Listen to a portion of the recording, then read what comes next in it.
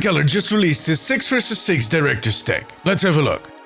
This must be the most anticipated blog post that the Overwatch team ever did. And it shows. This is the longest blog we've ever seen from the desk of Aaron Keller, the game director for Overwatch 2. And for a good reason. No matter what way you turn it, what your personal preference is, or whether or not you actually care, the team's stance on 6 vs 6 is going to be a deciding factor for a lot of people about their future with this game. Aaron took his time to write this post, and he wrote it in a way that he hopes will resonate with both ends of that discussion, which I think is a smart move. The truth is always way more nuanced than we see online. He starts out the blog with assuring everybody, the community, that they understand the players' grievances, and how both groups came to prefer different numbers for each team. He adds that the Overwatch team themselves had these discussions, and that the opinions within the team are just as varied as they are in the community. After which he starts adding context to the whole decision, which I think is an important step to take. Why did they switch to 5 vs 5 at the start of Overwatch 2?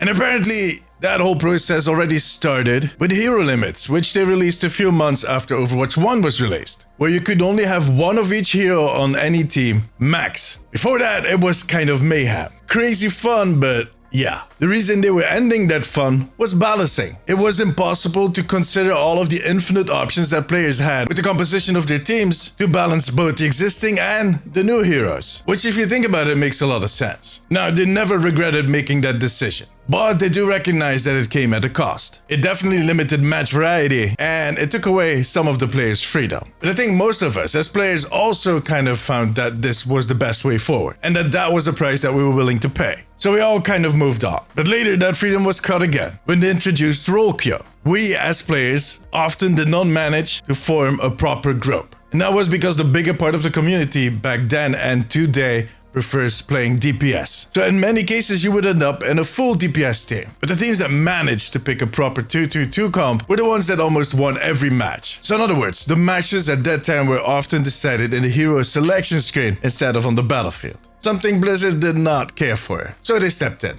And this time around it came with an extra cost. Extremely long queues, especially on DPS. There was a huge imbalance between the amount of players that queue for DPS versus those that queue for support, and for tank it was even worse. So that resulted in a situation where every single group had to wait for 2 tanks to free up. And that would define the length of any queue. It doesn't even matter how many players are online, because the ratio of players picking DPS, support or tank are overall always the same. To solve that issue, they tried some new features like priority queue, or rewarding players to shift to another role. They were hoping to convince DPS players to switch to support or tank by giving them a loot box. And those worked, but only for a short time. After a few months, we were just back to those old DPS queues. So they needed to keep thinking, and by the time they started developing Overwatch 2, they were discussing more drastic options like switching to 5 vs 5. Now, besides solving a big part of the queue issue, it also had some extra advantages. Less dependency on ultimates, less mitigation, which was often the cause of games just stalling or falling flat, allowing support players to do something else than just heal botting,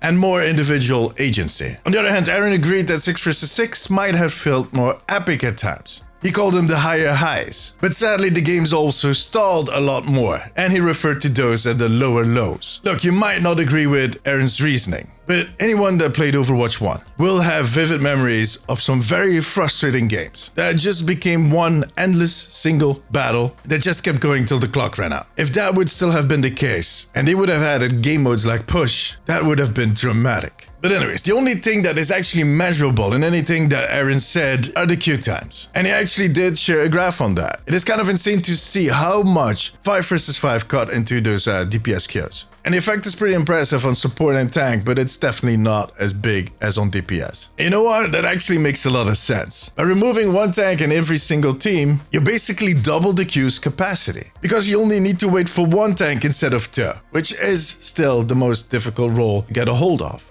That all being said, whatever their reasoning, Aaron does also understand that they're running a service game and that they need to go into a conversation with the players because those are the people that pay them. So the community needs to get a vote. Now, they're not committing to anything permanent, but they want to work with all of the community to figure out a solution for this problem. In other words, they're not simply going to switch back to 6 vs 6 as many might have hoped, and as I predicted in a previous video. Instead, they'll be running a series of test events where they will be experimenting with the core team composition, trying to find a way to get a us closer back to 6 versus 6. Not necessarily as the main mode, but maybe as something separate, which they're already warning us will come at the cost of longer queue times. And let me be honest, like the reactions I've seen on the longer queue times because of Juno's test proves that we are not patient enough to deal with long queue times, but we'll see. During those tests, they will gauge the interest in that mode and know how it will impact all the other modes, especially when it comes to queue times. But all of this will take some time to set up. There is a lot to take care of. Balancing, UI, systems, this might take a few seasons, so do not expect this in season 13, 14. I think it's going to be something for 2025. But the 6 versus 6 fans are getting their test. And on one end, that is going to be a test of all the arguments that Aaron just listed, but also the arguments that all of those voices that have been advocating 6 versus 6 have been throwing on the table. There is no more hiding. The community challenged Blizzard and they're taking it on. They're putting their cards on the table. And they're willing to shuffle as much as is needed till we find a solution, which in my opinion is the best news that anybody could have hoped for. Both the 6 versus 6 to 5 versus 5 for the people that simply do not care. But in the meantime, they're going to keep improving 5 versus 5. Aaron even talked about loosening the grip on roll queue to find a solution somewhere between open queue and roll queue. What that might look like is kind of unclear, I have no idea, but we're going to find out soon enough because they want to do a quick play hack in season 13 to do our first test. So, Blizzard explained why they made the choice for 5 versus 5. The 6 versus 6 fans are not going to care. In addition, they announced that they're not planning to switch back to 6 versus 6, but rather that they'll be doing some tests next year. My guess would be around spring. And again, some people are not going to be happy with that. They will keep improving 5 versus 5 and they have something they want to test this winter. The goal of that test is to solve some of the issues that we have been facing and also give us back a bit of our freedom. You might ask yourself, are they hoping to fix a lot of the complaints that the 6 versus 6 players have by the time they do that test next year? Maybe. But in the end, the most important thing is that this game ends up in a place where it works and where the bigger part of the community enjoys playing it. I wish I could say the whole community, but at this point, yeah, that is never going to happen. This will definitely chase some people away. Now, if you want to read that blog all for yourself, I'll link it below. For now, however, that was it. If you enjoyed this video, give me a thumbs up. It always helps me out. I also want to thank my patrons. I could not make these videos without you guys. You have my eternal gratitude. If you have a few minutes left, maybe check out this video. Click it. But above all, take care of yourself, take care of each other. Bye-bye.